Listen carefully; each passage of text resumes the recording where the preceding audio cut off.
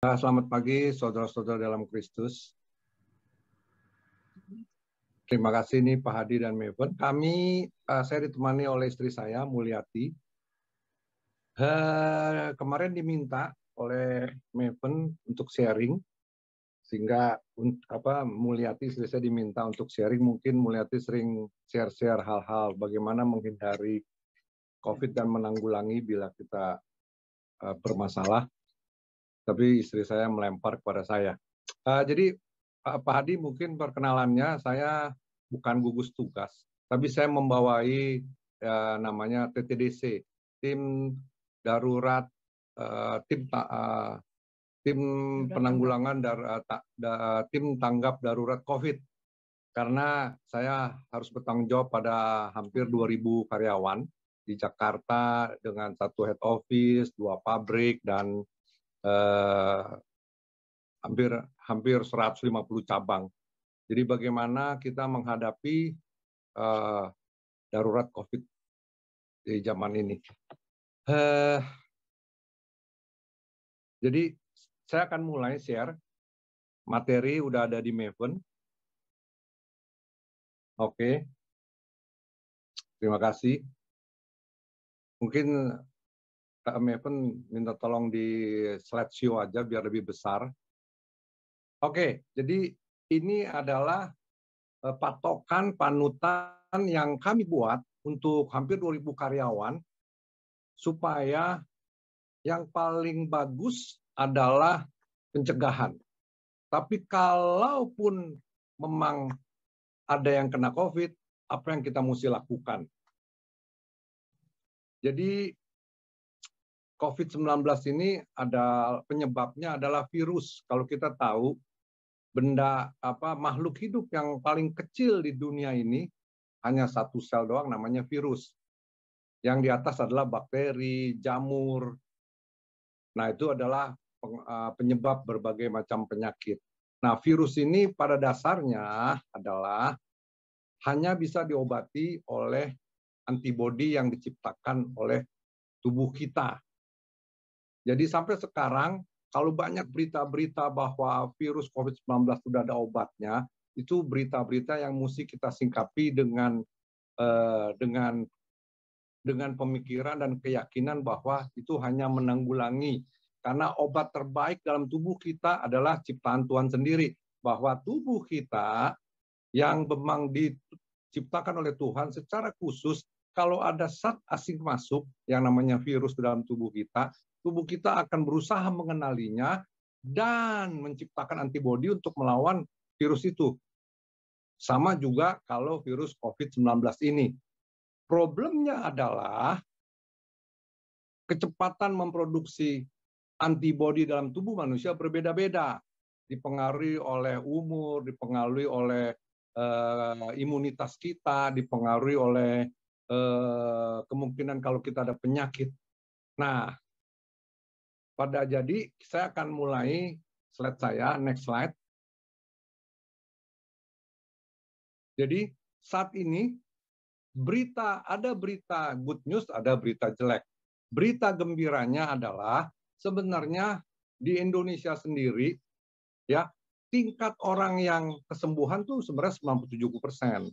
Tapi bagi orang-orang yang usia lanjut ataupun punya penyakit komorbid, nanti saya terangkan penyakit komorbidnya apa saja, itu bisa menyebabkan kematian. Nah, berita buruknya lagi adalah bahwa virus ini bermutasinya dengan cepat. Bahwa terakhir kita tahu ada virus dari Wuhan. Virus Wuhan ini kemana-mana seluruh dunia. Akhirnya katanya di Inggris telah bermutasi menjadi virus B1116.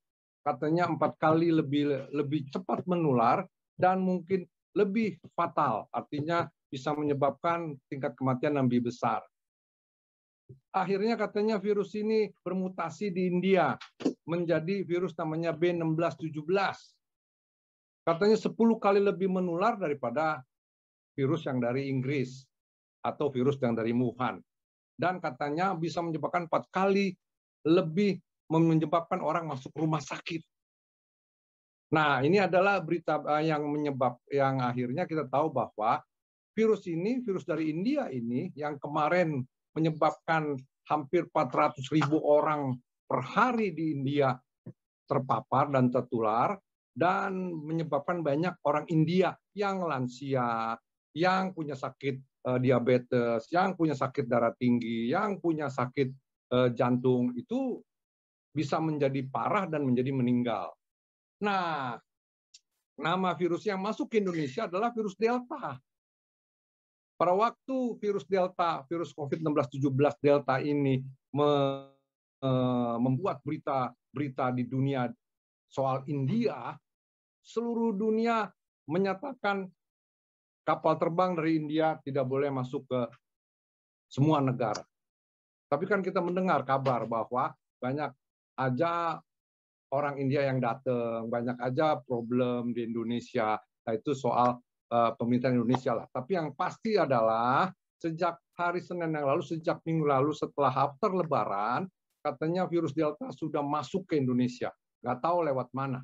Ya, karena Indonesia negara kepulauan, pasti pemerintah susahlah mengebloknya. Sehingga saat ini adalah virus Delta, Corona C19 versi Delta sudah masuk ke Indonesia. Dan akhirnya tingkat penularan tinggi banget, dan kita sadar bahwa saat ini pemerintah sedang menggodok apakah perlu WFH 100%, apakah Indonesia perlu di lockdown. Nah, Presiden Jokowi pasti punya problem kiri dan kanan. Jadi presiden saat ini sulit banget, ya kan? Saya aja jadi pimpinan perusahaan juga memutuskan apa yang harus dilakukan dengan satu head office, 140 cabang, dan 2 pabrik. Apa yang mesti kita lakukan aja nggak gampang, apalagi Presiden Jokowi. Kita mesti berdoa untuk Presiden Jokowi. Karena kalau lockdown, problemnya adalah siapa yang kasih makan masyarakat yang hidupnya dari hari ke hari. Oke, ya. Nah, untuk bagaimana kita menghindari COVID, kita harus mengenal gejala namanya gejala COVID-19. Paling umum terjadi adalah demam, batuk kering, kelelahan, radang tenggorokan. Ada juga yang katanya, yang ini disebut kurang umum, kehilangan rasa atau bau, hidung tersumbat, konjungtivitis atau juga dikenal sebagai mata merah, sakit tenggorokan, sakit kepala, nyeri otot atau sendi, berbagai jenis ruam kulit, mual atau muntah, diare, menggigil atau pusing. Yang sangat jarang ini bersifat psikologis, misalkan jadi lekas marah, kebingungan, gelisah, depresi, gangguan tidur, komplikasi neurologis. Nah, satu kalimat yang saya selalu katakan kepada tim saya, dan saya mau sharingkan kepada jemaat Aballah KTC di sini adalah, ada satu kalimat dalam bahasa Inggris, overreacting is doing the right thing. Saya ulang, overreacting is doing the right thing. Dalam bahasa Indonesia adalah, lebay-lebay dikit saat ini lebih dibutuhkan. Lebay itu artinya bahwa bukan parno, lebay itu artinya cepat menanggapi, cepat curiga, lebih baik kita curiga, lebay-lebay, ya arti langsung kita menanggapi. Nah, itu istilahnya overreacting is doing the right thing. Ini saya sharingkan ke seluruh karyawan saya sharingkan ke semua kenalan saya sharingkan ke saat ini kepada seluruh anggota gereja KTC bahwa overreacting is doing the right thing. Maksudnya seperti apa? Adalah karena betapa cepatnya COVID-19 sekarang menular, sehingga dalam kehidupan sehari-hari, bila kita mulai demam atau kita mulai batuk, demamnya mungkin 37,2, 37,3, artinya kita cek suhu, atau kita terasa badan tidak enak. Nasihat saya kepada banyak orang, kepada karyawan dan kepada teman-teman di sini dan juga kepada keluarga saya, langsung aja cek swab antigen, atau kalau gejala udah lumayan kelihatan, langsung aja swab PCR. Nah, ini yang namanya overreacting is doing the right thing. Dan hal seperti ini saya sharingkan bahwa ini sangat-sangat menyelamatkan bukan hanya karyawan saya, tapi juga keluarga saya. Suatu ketika anak saya hari Jumat sumeng itu kan bahasa Indonesia, artinya ya nggak enak badan, kayak masuk angin, meriang-meriang, cek suhu, Artinya dari awal pandemi ini memang harus disuggest semua rumah tangga harus punya tuh cek suhu, termometer. Ya, oke. Ternyata anak saya yang namanya Ben itu 37,2. Hari Sabtu 37,3. Hari Minggu 37,5. Itu kan sumbang-sumbang aja. Tapi pada waktu hari Minggu itu, wah kita mulai berpikir overreacting is doing the right thing. Langsung aja lah PCR. Ya, pada waktu itu PCR memang masih lama di Indonesia. Jadi Senin sore baru ketahuan bahwa positif. Tapi kecepatan untuk overreacting ini yang menyelamatkan keluarga kami. Ya, artinya tidak tertular dan menularkan keluarga yang lain. Akhirnya Ben itu diisoman. Isoman artinya diisolasi. Pilihannya isoman atau masuk rumah sakit. Tapi karena saya lihat si Ben itu anak muda, ya badannya cukup kuat, tidak ada penyakit penyertaan seperti diabetes atau sakit jantung atau darah tinggi atau sakit paru-paru. Jadi kami menyingkapi udah dia di rumah aja. Saat di rumah yang kami cek adalah satu, jangan sampai saturasi menurun. Apa arti saturasi? Saturasi artinya adalah kemampuan paru-paru untuk mengambil oksigen. Kalau orang sehat, saturasinya 95% ke atas. Kalau kita bisa punya alatnya, silakan beli. Dan alatnya nggak mahal kok. Setiap orang di karyawan saya yang kena COVID ini, kami modali lah karyawan ya. Mungkin gereja bisa modali. Kasih termometer, kasih oximeter. Sehingga bisa dicek saturasinya. Karena saturasi si Ben bagus terus di atas 90, jadi udah di rumah aja. Di atas 95 di rumah aja. Sehingga setelah hari ke-14 ya, kami cek lagi PCR. Nah, syarat isoman yang diperbolehkan dan memang wajib adalah mesti kamar terpisah dan toilet terpisah. Jangan khawatir di rumah. Karena apa? Virus ini nggak bisa jalan sendiri, nggak punya kaki. Virus ini nanti diterangkan di belakang. Nah, oke. Next slide. May I open? Ya. Jadi, cara penyebaran COVID-19 adalah melalui apa, saudara-saudara? Melalui droplet. Droplet itu adalah zat cairan yang keluar dari mulut seseorang. Pada waktu kita berbicara, diskusi, makan bareng tanpa masker, nah itu droplet kita kemana-mana tuh. Sehingga kan sering ada joke kan, kalau orang berbicara di depan, yang ngomong ke kita, luconnya adalah, wah ya, kok sambil bicara ludahnya kemana-mana. Nah ludah itu namanya droplet. Nah, droplet itu ada droplet makro, ada droplet mikro. Nah, droplet mikro inilah yang kecil banget, nggak kelihatan, bisa kemana-mana. Artinya, ada pasti saudara-saudara sekalian pernah dapat film. Karena udah menyebar kemana-mana. Bagaimana droplet ini menyebar, kalau dia normal bisa 2 meter, ya kalau dia batuk bisa lah 3 meter lebih, sehingga yang paling berbahaya dalam penyebaran COVID-19 apa, saudara-saudara? Makan bareng. Makan bareng itu paling bahaya, saudara-saudara. Saat ini, kalau bisa, jangan makan bareng di luar anggota keluarga. Saya dan istri memang selamat tidak tertular sama Ben anak saya yang kena. Itu kenapa? Karena Ben itu kerja. Jadi kami jarang banget makan bareng sama Ben. Kalau kami makan bareng sama Ben, pasti kami tertular.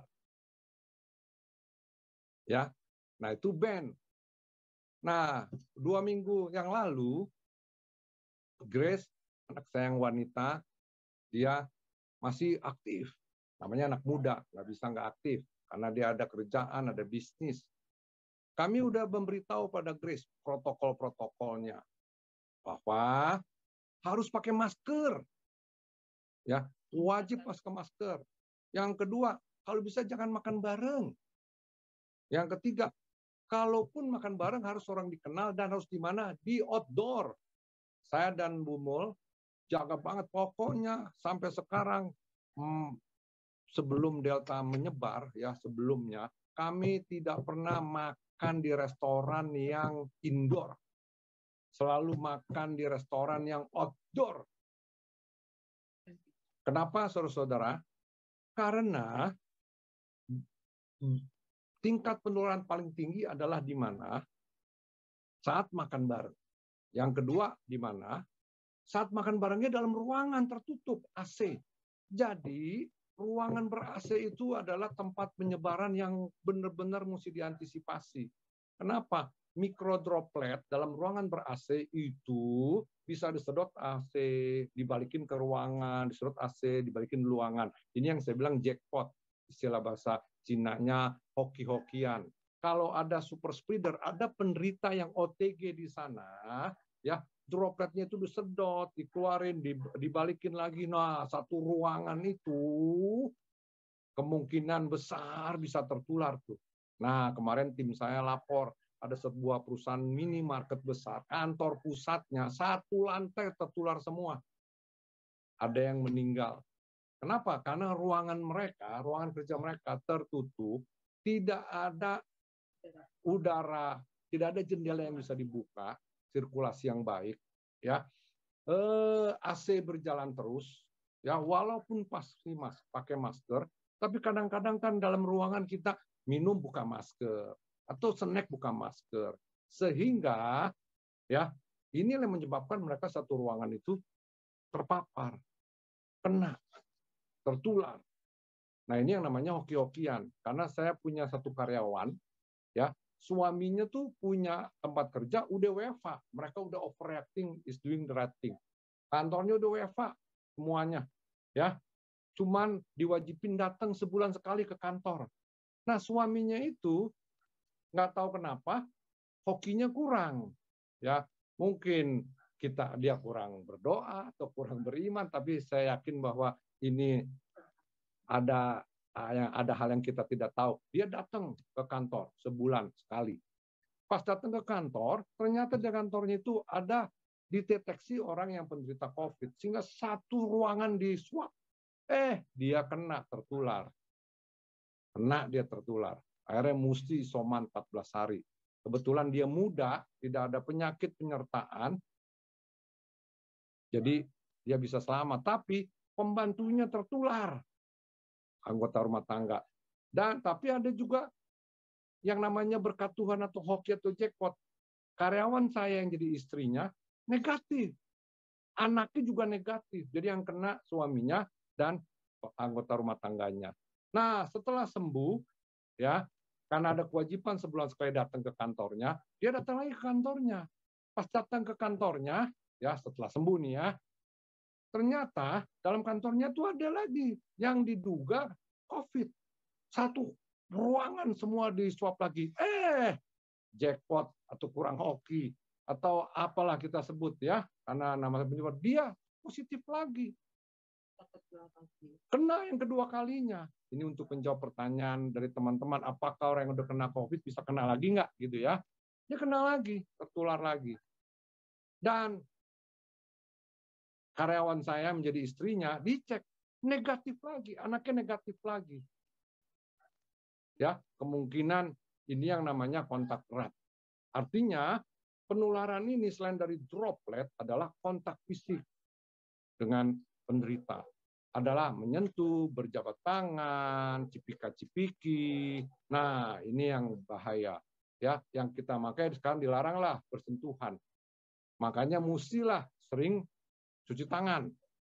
Dan di mana lagi ditemukan? Dari tinja. Kalau tinja jaranglah bapak-bapak dan ibu-ibu dan saudara-saudara dalam kasih Kristus. Itu kan penularan lewat tinja. Yang banyak adalah droplet. Nah, ini yang paling bahaya. Sehingga kan pemerintah bilang, lakukanlah 3M, pakai masker. Sekarang malah mesti double, karena ada masker medis, itu masih terbuka, mesti dilampiri dengan masker kain. Tapi kalau maskernya udah 4 lapisan, ya atau N95, cukup satu aja. Ya, Jadi kalau yang 3 apply, itu perlu ditambah kain. Tapi kalau ada 4 apply, apalagi N95, cukup 1 aja. Terus jaga jarak, physical distancing. Walaupun kita pakai masker, kita mesti jaga jarak minimal 2 meter. Ya, terus sering cuci tangan. Jauhi kerumunan, pokoknya jangan masuk ke kerumunan. Ya, yang kita sebut akhirnya jadi 5M kan, jauhi kerumunan, ya jangan masuk, jangan kumpul-kumpul. Nah, yang mesti kita hati-hati high risk adalah siapa, saudara-saudara? Orang yang berusia di atas 60 tahun ke atas, penderita tekanan darah tinggi, penderita masalah jantung dan paru-paru, penderita diabetes, obesitas. Obesitas itu artinya orang yang cenderung gemuk sehingga jantungnya kerjanya berat. Penderita kanker, penderita autoimun. Ya, tapi saya perlu disclaimer, bukan mencari alasan, tapi saya kasih tahu, saya bukan dokter. Ya, tapi saya banyak bergumul dengan soal COVID-19, soal menghindari, soal menghadapi bila ada yang sakit, soal pengobatannya. Ya, jadi orang-orang yang high risk inilah yang notabene harus, udah nomor 1 apa? Jangan keluar rumah. Jaga olahraga. Dengan olahraga. Sering jemur sinar matahari. Harus makan yang sehat. Makan suplemen. Beli aja vitamin C yang generik, vitamin D yang generik, ya. Banyak makan sayur sebagai probiotik. Nah, jadi orang-orang yang saya sebut ini yang high risk ini hati-hati banget ini. Harus hati-hati banget. Kalau bisa jangan keluar, jangan makan di luar, jangan meeting di luar. Ya, jaga banget. Nah, bagaimana caranya tetap aman? Tadi kan disiplin protokol kesehatan. Ya. Mengusahakan meeting online. Ya, seperti sekarang kita ibadah online. Ya, itu bagus banget. Ya, jika terpaksa mengadakan meeting offline, usahakan lakukan harus di outdoor. Ya, di tempat saya, di kantor saya, semua meeting indoor ditutup, tidak boleh meeting di indoor, meeting di outdoor. Ya, karena kami tetap masuk, karena pabrik ini produk kami dibutuhkan masyarakat karena produk kesehatan, sehingga harus diproduksi dan distribusikan sehingga nggak bisa libur. Nah, untuk itu kami jaga banget. 1, pasti cek suhu. 2, wajib cuci tangan. 3, masker dari luar diganti dengan masker dari dalam. Ya, di dalam ya tempat kerja dikasih partisi. Makan outdoor. Dan tempat makan outdoor mejanya dikasih partisi. Kenapa? Karena penularan paling gampang terjadi adalah saat makan bareng, saat makan. Karena kalau makan kan kita buka masker, itu nggak, saudara-saudara? Nggak ada orang makan pakai masker, ya nggak jadi makan itu namanya ya. Jadi tempat makan harus outdoor dan pakai partisi. Yang ketiga, yang selanjutnya, batasi diskusi atau berkumpul dengan jarak dekat dalam ruang kerja tertutup sehingga ruang meeting dipindahin keluar. Terus wajib olahraga, sebulan harus 50 km jalan kaki. Ya, bagi orang-orang yang beresiko, olahraga jalan kaki aja, tapi pakai masker double. Ada orang-orang bilang, oh saya olahraga pakai masker jadi ngap, nggak bisa napas, bisa mati. Bohong. Saya sudah jalan 20 kilo, karena untuk olahraga ya sekali jalan pakai masker nggak apa-apa. Saya naik sepeda 50 kilo pakai masker nggak apa-apa. Jadi walaupun di luar, jalan kaki di luar tetap pakai masker. Ya, oksigen pasti bisa masuk karena oksigen lebih kecil dari virus. Ya, jangan di dalam ruangan, apalagi ruangannya tidak ada ventilasi. Jadi di kantor kami, ya di kantor kami ini untuk buat pelajaran bahwa nyala AC jam 9, jadi jendela harus dibuka, AC baru bernyala jam 9. Jam 12 makan siang di luar, ya jendela dibuka lagi, AC dimatiin. Jam 1 AC nyala, ya jam 5 AC mati lagi, jendela dibuka. Nah, jadi aliran udara itulah yang mengeluarkan droplet-droplet mengandung virus keluar.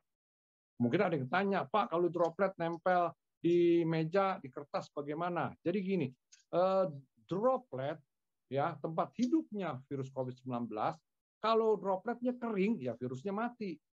Jadi droplet ini kalau di tempat tidak berpori, mungkin 1 jam sudah kering, ya, dan virusnya mati. Tapi kalau dropletnya taruh di tempat berpori seperti keras, mungkin lebih lama, bisa 3 jam, bisa 4 jam, bisa 5 jam, ya. Nah itu yang kita mesti hati-hati. Next slide, Maven. Nah, bagaimana kita protokol di rumah? Ya, jadi pada waktu kita pulang ke rumah, langsung mandi dan mengganti pakaian setiap kembali dari perpergian.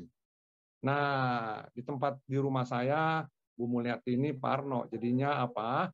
Bikin kamar mandi depan rumah. Jadi halaman kami dibongkar jadiin kamar mandi. Saya pulang kerja harus mandi di luar. Di luar itu maksudnya bukan di halaman rumah, tapi dibuat kamar mandi. Anak saya pulang mesti juga mandi di luar. Udah disiapkan bajunya, udah siapkan celananya, sehingga masuk ke dalam sudah mandi, sudah ganti baju. Ya, nomor 2, next. Rajin mencuci tangan. Ya, di setiap sudut harus ada tempat cuci tangan. Nah ini udah pada tahu lah ya, tapi Pak masih pada sering lupa. Nomor 3. Batasi menerima tamu sehingga ada viral bahwa kita bisa menghindari COVID-19 dengan apa? Jangan sungkan. Artinya kita tolak tamu, kita tolak, jangan ngobrol sama tetangga. Apalagi kalau rumah kita agak mepet-mepet, dempet-dempet, masalah utama adalah diajak ngobrol sama tetangga. Kalau di rumah kita suka lupa pakai masker. Pokoknya pastikan setiap keluar dari pintu rumah kita pakai masker. Jangan pernah dipanggil sama tetangga rumah dekat ya, pakai masker ya. Oke, next. Gunakan masker dalam rumah jika sedang sakit atau ada koreksa. Nah, ini nomor 4 ini overacting is doing the right thing. Jadi apa? Misalkan anak saya Grace ya, satu malam dia terasa radang tenggorokan. Dia radang tenggorokan. Wah, dia udah nggak enak nih ya. Dia udah jauh-jauh dari kami. Pakai masker. Nah, bagaimana semua keluarga sadar nih? Ya, Grace radang tenggorokan dia pakai masker. Pagi-pagi dia terasa agak sumeng sedikit. Bagaimana kita tanamkan ke seluruh anggota kita menyadari diri dan hidup kita, badan kita. Begitu ada sumeng, langsung aja si Grace udah ada swab antigen. Karena di rumah kami istri belajar dari YouTube bagaimana swab antigen. Ya, ART kami diajarin sama istri bagaimana melakukan swab antigen mandiri. Grace juga akhirnya bisa swab antigen mandiri. Jadi dia lakukan swab antigen mandiri, negatif. Tapi si Grace ini tahu, dia pernah dengar temannya swab antigen bisa negatif kalau CT value-nya di atas 30.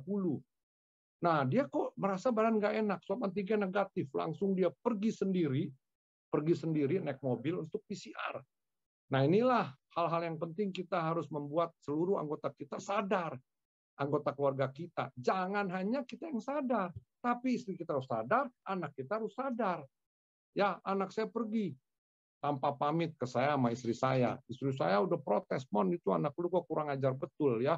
Tiba-tiba udah nggak ada di rumah, ya, nggak lapor, ya kesel nih istri saya. Tapi saya bilang, ya mungkin aja dia tuh merasa nggak mau ketemu orang tua karena masih aktif di luar. Dia nggak mau membahayakan orang tuanya sehingga pergi langsung tanpa pamit, nggak mau ketemu karena kebetulan di rumah kami ada kedatangan tamu dari Semarang, orang tuanya istri saya. Ya mungkin aja dia nggak mau ketemu. Betul aja pas siang istri saya kasih tahu saya lagi bahwa si Grace itu ternyata tes PCR. Dia sadar bahwa dia mesti tes PCR karena malamnya radang, paginya swab antigen negatif, tapi kok ada suhu yang naik sedikit, 37,3.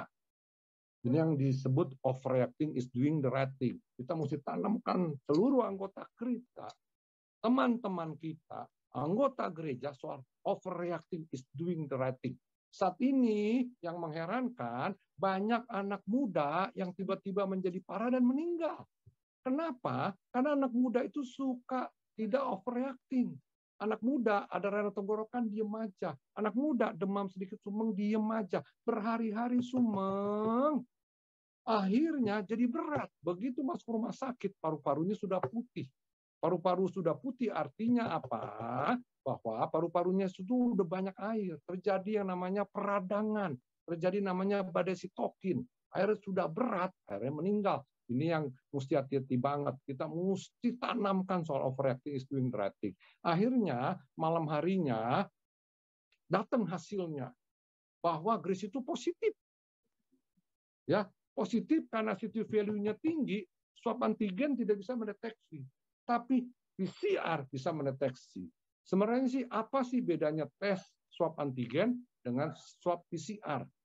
Swab antigen itu adalah swab melalui dua hidung kita untuk mengecek keberadaan virus.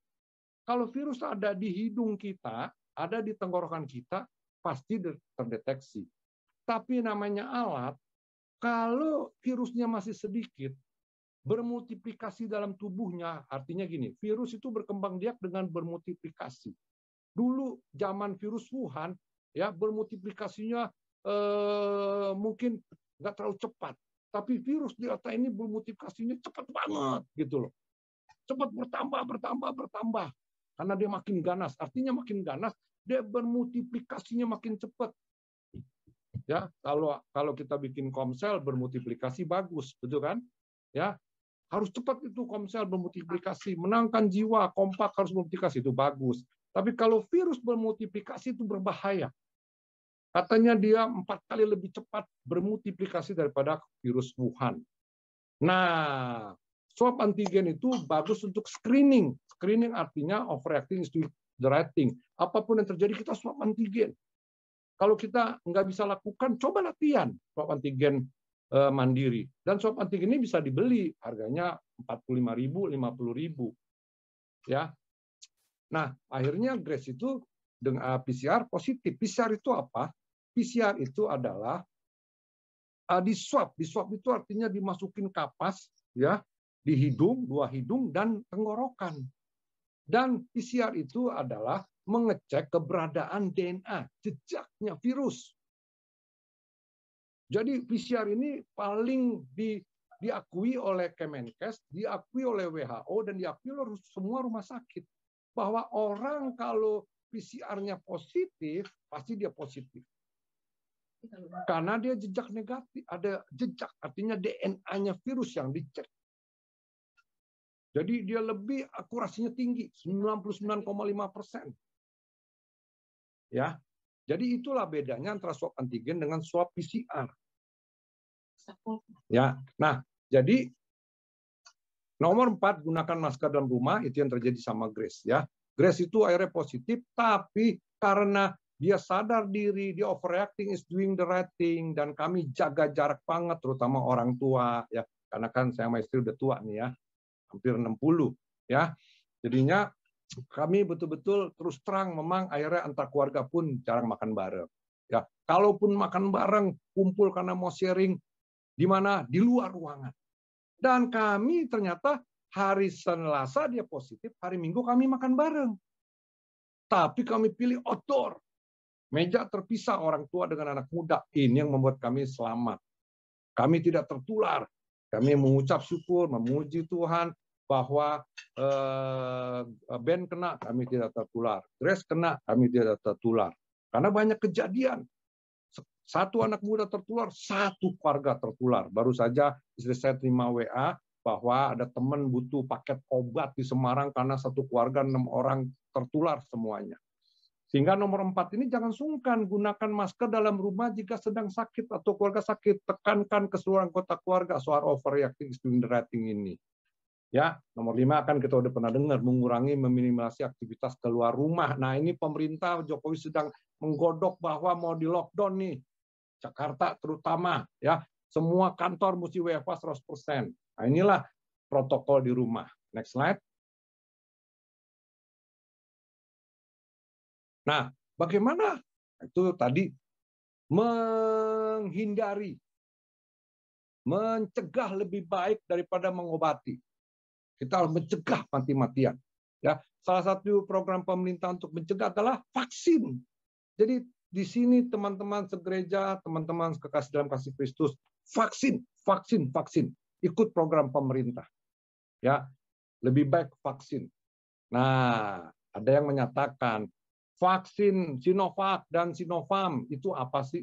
Vaksin Sinovac, Sinovac adalah vaksin dari Cina. Ya, Memang yang kita mesti hati-hati, memang virus vaksin Sinovac ini tidak ada efek samping. Ya, dia adalah virus yang dilemahkan, kemudian disuntik ke dalam tubuh kita, sehingga tubuh kita bisa melahirkan yang namanya antibodi. Karena begitu ada antigen, virus itu adalah antigen. Antigen artinya zat asing masuk ke tubuh kita, tubuh langsung bereaksi. Wah, ciptakan antibodi pertahanan untuk membunuh antigen ini. Jadi dia udah punya memori. Jadi kalau masuk virus jenis ini ke tubuh kita, langsung antibodi kita punya memori langsung memproduksi dengan cepat. Wah, langsung diserang dan menang tubuh kita. Nah, inilah ciptaan Tuhan yang luar biasa. Itu kan. Tapi problemnya ada, saudara-saudara, bahwa virus ini cepat mutasi. Jadi kalau ada virus lain yang sudah bermutasi, tubuh mengenali nggak? Nah, dia bisa nggak mengenali, dia butuh waktu lagi untuk mengenali karena sifatnya antibodi itu spesial, khusus spesial, benar-benar bersifat pribadi. Jadi kalau virusnya bermutasi, dia mesti ciptakan lagi yang khusus dengan ini. Tapi karena tipe keluarga sama, yaitu virus corona, semua penyakit COVID-19 itu tipenya sama, corona. Ya, jadi dia mungkin jadi lebih cepat dan lebih baik walaupun dia harus berusaha. Ya, nah bagaimana dengan vaksin yang lain? AstraZeneca. Nah ini teknologinya beda. Dia berdasarkan berdasarkan DNA-nya. Ya, mungkin ini lebih baik. Ya, tapi kan kita nggak bisa nunggu. Tapi kita tahu AstraZeneca, jangan takut kalau disuntik AstraZeneca. Ya, dia butuh 3 bulan. Kalau itu butuh 28 hari suntikan kedua. AstraZeneca mungkin lebih baik sedikit dari Sinovac dan Sinopharm karena dia teknologi lebih baik. Ya, tapi katanya ada efek demamnya. Efek demam, ada orang, anak saya si David tidak demam. Si Ben sedikit demam. Grace sedikit demam. Adik saya umur 50 enggak kenapa-napa. ART saya ya disuntik AstraZeneca no problem. Jadi jangan takut saudara-saudara ya untuk divaksin. Nah, itu adalah untuk preventif pencegahan. Nah, sebagai anak Tuhan, sebenarnya ada vaksin yang lebih baik setelah kita pencegahan, dikasih wisdom untuk pencegahan, kita tahu soal overacting is doing right thing, kita tahu cara langkah-langkah untuk menghindari, dan kita juga diberkati ada pemerintah yang betul-betul memberikan kita vaksin dengan gratis. Nah, kalau di gereja mesti menyatakan sebagai berikut. Vaksin paling baik untuk menghadapi masa pandemi ini adalah vaksin apa? Vaksin pengharapan. Yang orang-orang bilang namanya vaksin optimis. Karena kalau kita sudah hilang pengharapan, kalau kita sudah hilang optimisme, wah kita lesu darah deh. Lemes kita, kurang sehat, menurunkan imun, meningkatkan kortisol. Ya, kortisol itulah hormon jelek yang menimbulkan banyak penyakit. Jadi saudara-saudara terus lahirkan vaksin optimis walaupun sudah preventif, walaupun sudah vaksin beneran, vaksin optimis dan vaksin pengharapan terus kita jaga. Nah, next-nya adalah ini, bagaimana setelah ada kasus. Ya, nah sini dibagi nih ada kasus ringan, kasus sedang, kasus berat dan kasus kritis. Ya, biasanya anak muda ini kasus ringan. Ya, kalau udah ada umur sedikit kasus sedang. Tapi kalau ada komorbid bisa kasus berat. Tapi kalau udah terlambat ditangani dan ada komorbid bisa kritis banget. Nah, ini dipengaruhi oleh apa? Tipe virusnya. Virus Delta ini menyebabkan ada aja orang yang kena ringan dengan apa? Langsung tertangani, overacting is doing the right thing. Ada juga telat dikit, jadi gejala sedang. Dan komorbid, dan ada yang komorbid, wah itu bisa berat. Ada yang anak muda, ya nggak komorbid tapi telat banget bisa jadi berat. Ya, jadi ini langkah-langkahnya. Ya, harapan saya ini bisa dibaca. Ya, nanti mungkin ada pertanyaan. Kalau nggak saya nerangkan ini bisa lama banget. Tapi saya akan terangkan adalah bahwa kalau ada kasus, kita kan saat ini rumah sakit susah, bisa isolasi mandiri. Isolasi mandiri jangan khawatir, dia ruangan sendiri. Dan kalau bisa kamar mandi terpisah.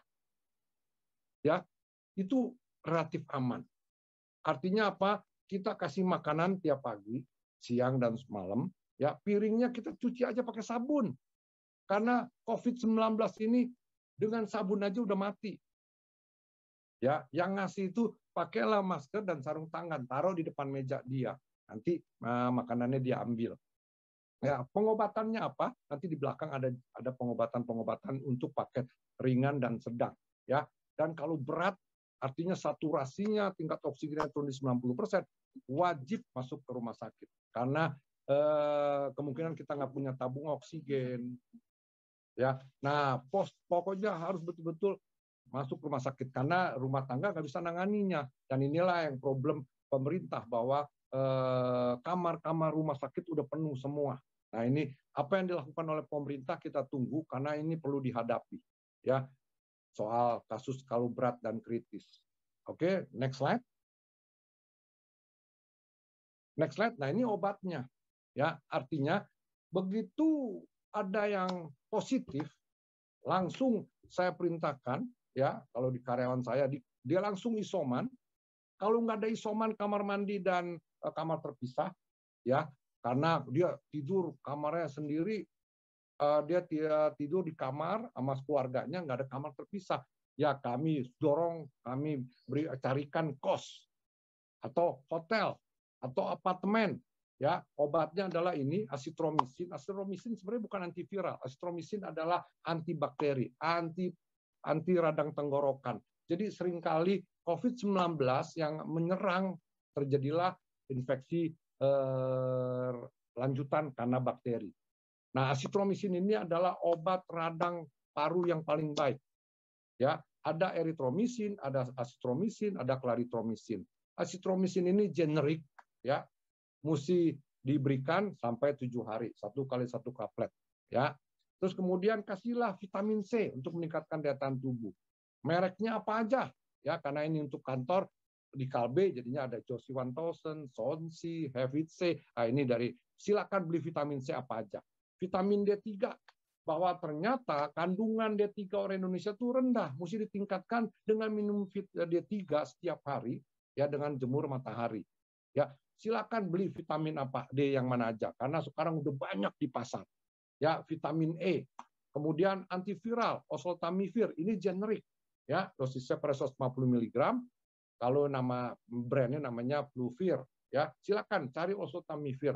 Nah, saat ini kayak kantor saya karena kasus Delta masuk, banyak terus meningkat kasusnya, ya. Jadi kami harus siapkan paket-paket obat. Mungkin gereja bisa siapkan paket obat asitromisin, vitamin C, vitamin D3, vitamin E, oseltamivir. Satu paket dijadiin dalam satu kotak. Kalau ada jemaat yang sakit silakan kirim. Ya, mungkin gereja ada inisiatif seperti ini yang menyiapkan paket obat untuk gejala ringan dan sedang untuk para jemaatnya. Oke, next slide. Next slide adalah apa yang perlu dicek supaya jangan terlambat. 1, blood pressure. 2, nadi. 3, saturasi oksigen. Ya, 4, suhu. Respiratory, kecepatan napas. Kecepatan napas ini bisa dihitung kalau kita napas santai 12/20, ya. Kalau kita saturasi udah turun dan napas ngos-ngosan, artinya lebih dari 20 kali per menit, nah ini yang mesti hati-hati, mesti hubungi dokter, mesti ke rumah sakit, karena ini nggak bisa ditangani oleh di keluarga. Ya, yang pasti mesti ada suhu dan saturasi, bisa dibeli kok. Ya, nggak terlalu mahal. Mungkin gereja bisa beli beberapa alat dipinjemin ke jemaat, ya. Next. Next-nya adalah, nah, pada waktu ada penderita di rumah atau anggota gereja, yang perlu disingkapi adalah klaster. Klaster itu adalah sekeliling penderita itu. Dan kriterianya apa? Kontak erat. Ya, kami buat kriteria kontak erat, menerangkan ke seluruh karyawan supaya kalau ada yang kena COVID-19, klasternya mesti dijaga. Ya, artinya kalau dia ada gejala hari ini, dia ada demam, berarti 2 hari sebelumnya, hari ini berarti hari Rabu, hari Selasa, Rabu, ya. Hari ini adalah hari Rabu. Berarti kalau hari Rabu ini dia udah mulai demam atau radang tenggorokan atau mulai batuk, berarti hari Senin itu dia udah kontagius. Hari Senin itu udah kontagius. Sehingga 2 hari ke belakang dari hari ini mesti dicari siapa kontak eratnya. Kontak erat itu adalah apa? Makan bareng. itu kontak erat. Ngobrol bareng tanpa masker. Meeting dalam ruangan tertutup dalam lebih dari 1 jam. Nah, 3 hal ini nih klasternya. Makan bareng, ngobrol bareng tanpa masker, tanpa jarak, dan meeting bareng di dalam ruangan AC lebih dari 1 jam. Nah, mereka inilah yang mesti dicari, mesti di tracing. Ya, nah kalau sudah orang-orang itu kontak erat 2 hari sebelumnya, maybe kontak erat hari Senin, ya ternyata dia makan bareng. Apakah hari Rabunya sekarang langsung di swab antigen PCR? Nggak boleh. Itu namanya negatif false. Jadi virusnya perlu waktu bermutasi, bisa dideteksi hari kelima, berarti Senin, Selasa, Rabu, Kamis, Jumat. Jumat baru boleh di tracing. Nah, banyak orang salah, ya. Ada anggota keluarganya positif, ya, udah mulai demam, ketahuan positif, langsung cek. Wah, cek ternyata negatif. Itu salah. Karena itu namanya negatif false, ya. Jadi kalau ternyata hasil tracing dengan case positif, dipastikan bentuk dan waktu kontak erat. Wajib dikarantina hari keempat dari kontak erat. Dilakukan swab antigen hari kelima dari kontak erat. Jika sebelum hari kelima kontak erat sudah muncul satu gejala, langsung dilakukan swab antigen. Nah, ini bagi klasternya, bagi orang-orang terdekat. Swab antigen atau PCR. Ya, jadi ini definisi kontak erat. Mengobrol tatap muka tanpa masker, jarak di bawah 1 meter dan durasi di atas 15 menit. Makan bersama satu meja tanpa partisi. Melakukan meeting bersama di ruang tertutup tanpa ventilasi natural di atas 1 jam, meski menggunakan masker. Nah, yang keempat, berkendara bersama dengan rekan kerja menggunakan mobil dengan AC tanpa membuka jendela. Jadi saudara-saudara sekalian, walaupun dengan keluarga, ya, kalau kita ragu, ada yang batuk, naik mobil, kalau perlu jangan pakai AC. Atau buka jendela sedikit. Karena AC mobil itu sama seperti AC rumah. Dia menyedot udara dari mobil, didinginkan, dibalikin lagi. Jadi kalau ada penderita dalam mobil, berarti lama-lama dalam mobil itu kandungan virusnya tinggi. Istilah bahasa kesehatannya, virulotnya tinggi. Ya, jadi ingat nih, mau ngobrol tatap muka tanpa masker, makan bersama satu meja tanpa partisi, ya, makan atau meeting dalam ruangan tertutup dengan ventilasi natural lebih dari 1 jam, berkendara bersama dengan rekan kerja. Ya, oke, ini definisi kontak erat dan ini kapan kita harus tes setelah ada saudara kita atau teman kita yang positif. Next. Oke, jadi itu presentasi saya, Pak Hadi dan Bu Meven. Mudah-mudahan memberikan masukan, mudah-mudahan memberikan pembelajaran, dan saya yakin pasti banyak pertanyaan. Silakan kalau ada pertanyaan, Pak Hadi dan Bu Meven. Ya, silakan teman-teman kalau ada pertanyaan, mungkin 1 atau 2 pertanyaan ya, bisa langsung open mic. Pak Hadi kasih tahu, saya bukan dokter. Ya, ini bukan dokter. Tapi saya hampir 2 tahun berpengalaman menghadapi hal seperti ini. Ya. Tapi semua orang harus tahu bahwa karena mutasi C19 selalu bermutasi, ada varian baru lagi yang namanya Delta. Dan semua dokter, semua peneliti, semua ahli farmasi mempelajari bagaimana cara kerja varian Delta ini. Termasuk saya, ya. Wah, kita jadinya saat ini bukan ngeri-ngeri sedap, sekarang ngeri-ngeri benar.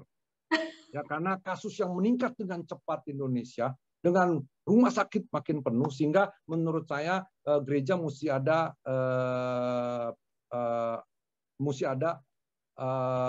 langkah-langkah membantu anggota gereja. Tadi yang saya katakan, mungkin kita siapkan paket obat, ya, mungkin kita siapkan ruangan-ruangan isoman di gereja. Kan gereja sepi, tapi kita bisa kerahkan ruangan isoman. Karena saya yakin bahwa banyak anggota gereja yang nggak bisa isoman atau nggak dapat rumah sakit atau susah mencari obat. Ya, dan satu lagi yang saya garis bawahi, hampir semua tindakan dari para ahli kedokteran dan farmasi dalam mengobati itu sifatnya masih UEE. Kan selalu kita suka dengar UEA, kalau dibaca UEE, itu singkatan dari Use Emergency Authority. Jadi mereka lakukan penelitian dengan cepat, ya, tanpa dengan cepat dan digunakan dengan UAE. Artinya lebih baik kita pakai ini obat daripada terlambat. Salah satunya kan yang lagi viral dan diskusi berat, obat cacing ivermectin. Betul kan ya? Yeah. Ivermectin itu dulunya sebenarnya obat parasit, obat cacing, obat kutu anjing. Ternyata dalam penelitian dia bisa bersifat antiviral dan antiinflamasi. Ya, belum ada penelitian tapi sudah banyak dipakai oleh banyak orang. Malahan ada penelitian bahwa dia bisa membuat dia terhindar dari COVID-19 ini. Karena dia bisa kenapa gitu? Karena ada beberapa penelitian ivermectin itu bisa mencegah virus COVID-19 ini bermultiplikasi dengan cepat. Kan tadi sudah saya katakan, keganasan COVID-19 ini apa? Cepat bermultiplikasi. Dan bisa menular antar manusia. Bisa hidup lama di droplet. Dan bisa menyebabkan kematian. Walaupun sebenarnya kalau Maven atau Hadi ini sehat, tidak komorbid, ya, makan vitamin, olahraga. Kalau kena, saya yakin mungkin OTG ya, obat orang tanpa gejala. Selalu saya bilang sama istri saya, ya satu kita mesti pasrah, berserah, dan kita yakin bahwa kita nggak komorbid, kita olahraga, kita makan makanan sehat, tidak makan sembarangan, kita pakai masker. Kalaupun kena, kemungkinan ringan, supaya kita jangan parno. Overreacting is doing the right thing, bukan parno. Overreacting is doing the right thing adalah kita diberikan hikmat, kebijaksanaan untuk mengantisipasi dengan cepat preventif. Preventif is the best. Demikian Pak Hadi dan Maven. Ya, oke. Ya teman-teman, saya percaya mungkin sebagian besar dari kita sebenarnya ada dana ya untuk kita itu beli vitamin ya, untuk kita itu meningkatkan imunitas tubuh kita ya. Jadi kalau kita punya dana sebaiknya ya seperti tadi ya yang sudah diusulkan oleh Pak Simon, sebenarnya yang mengalahkan itu imunitas tubuh kita. Jadi mari kita alokasikan ya keuangan kita itu memang untuk memberikan vitamin-vitamin untuk meningkatkan imunitas tubuh kita. Dan kalau teman-teman ada yang kekurangan ya di dalam hal dana untuk membeli, kita udah ada jalurnya ya, kita ada PKS, kita ada PA, teman-teman bisa kontak dan kita udah ada pasti kita akan support ya untuk apa itu namanya vitamin, untuk obat seperti itu ya. Dan juga saya sudah lihat beberapa komsel udah langsung bergerak ya ketika ada teman-teman yang terkena itu langsung satu komsel support ya vitamin, obat dan saya percaya ketika kita menghadapi ini ya, ada salah satu di antara kita menghadapi COVID ini nggak sendirian, kita menghadapinya bersama-sama. Dan anjuran dari kita juga, seperti yang pemerintah katakan ya, kita juga pakai fasilitas ya puskesmas yang sudah ditunjuk oleh pemerintah, karena mereka yang bisa memberikan obat yang pas ya juga buat teman-teman sesuai dengan kondisi kesehatan masing-masing. Ya saya bersyukur kemarin ada satu teman komsel yang cepat ya pergi ke puskesmas dan dapat obat dan setelah 1 hari dia minum obat langsung membaik gitu ya. Padahal sebelumnya 2 hari sebelumnya belum obat masuk ya kondisinya menurun. Ketika 1 hari aja udah obat masuk kondisinya sudah semakin membaik. Jadi intinya jangan terlambat teman-teman ya. Kalau kita terlambat kondisinya akan lebih cepat memburuk ya. Tetapi kalau kita lebih cepat bertindak ya bereaksi akan lebih cepat ya. Ya oke. Ada pertanyaan itu Pak Simon tentang ivermectin itu obatnya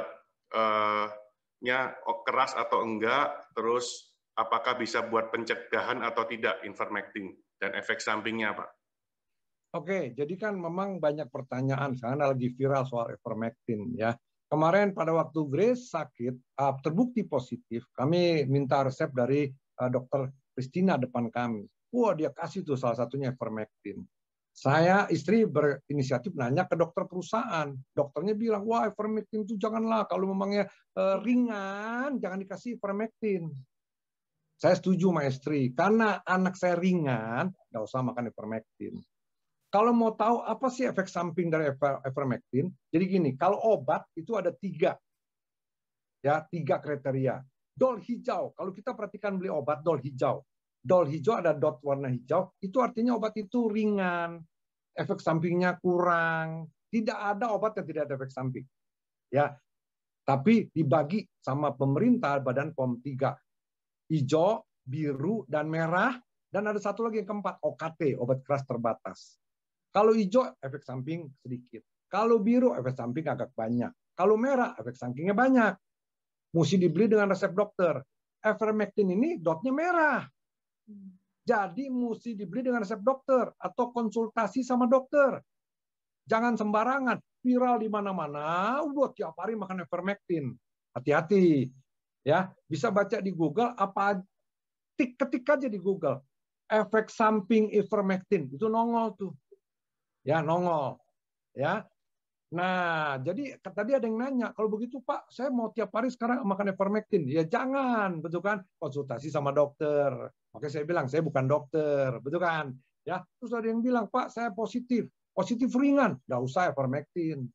Ya, wah dia sedang keberat. Oke, silakan aja tanya dokter. Pasti dokter sekarang udah dibuka oleh pemerintah. Silakan UAA use emergency only, emergency authority pakai ivermectin.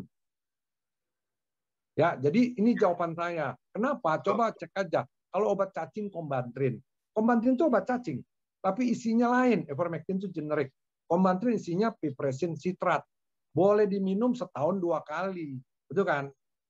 Dulu company saya punya obat cacing, nama Cina, Kamceksan. Isinya lain lagi, levamisol 50 mg. Udah dilarang sama pemerintah. Nggak boleh lagi sebagai obat bebas. Ada lagi obat cacing namanya bebendazole. Jadi obat cacing beda-beda loh ya. Jangan semua obat cacing diminum. Generiknya kandungannya ivermectin. Mereknya bisa macam-macam, tapi isinya ivermectin. Ya, kalau saya baca efek sampingnya, walaupun dia merah, sebenarnya nggak terlalu berat. Ya, tapi ya lebih baik hanya dokter. Ya, Pak Simon, untuk anak-anak vitaminnya sama nggak Pak Simon dengan yang tadi Nah, Pak Simon? vitamin itu semua sama.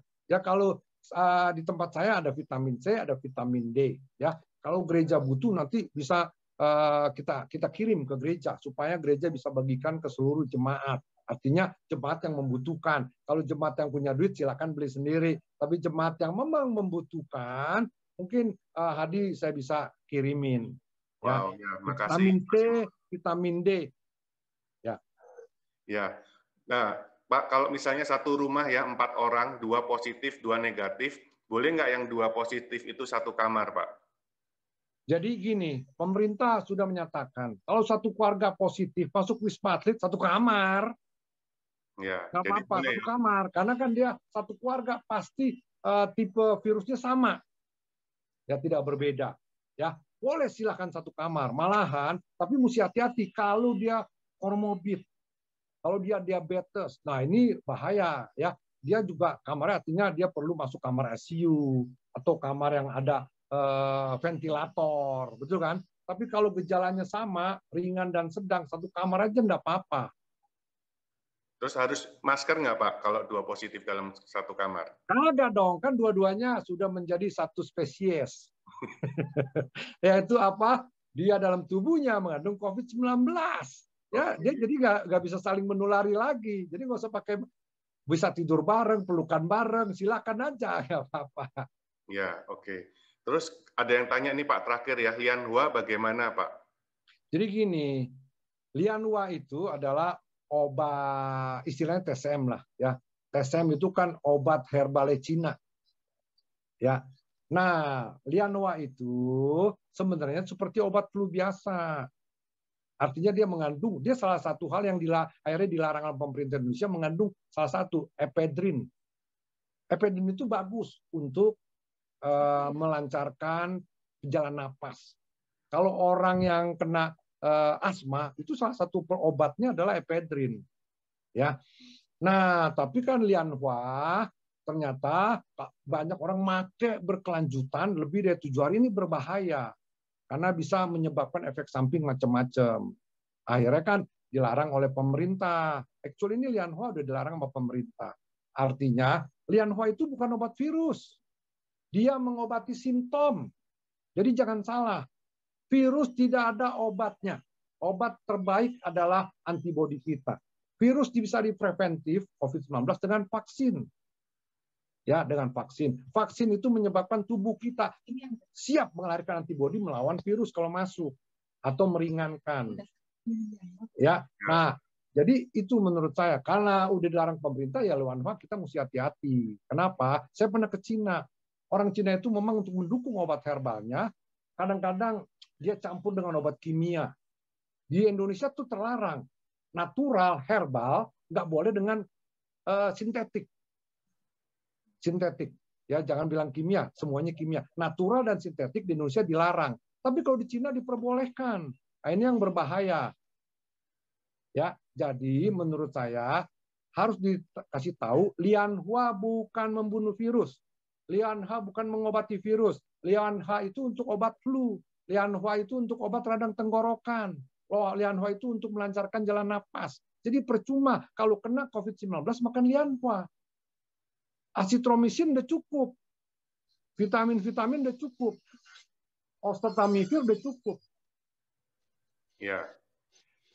Oke, Pak Simon. Terima kasih, Pak. Terima kasih, Pak Simon. Buat sharing-nya, luar biasa. Oke. Ya, sangat memberkati kita. Supaya kita juga berjaga-jaga ya, waspada ya. Ya, satu hal yang paling penting ya, yang kita dapat, kita perlu meningkatkan imunitas kita ya. Karena imunitas kita yang akan mengalahkan ya virus COVID itu. Ya, selain vitamin, olahraga, imunitas yang terpenting kita dapat dari iman ya. Ketika kita punya iman, kepercayaan kepada Tuhan ya, jangan takut teman-teman ya.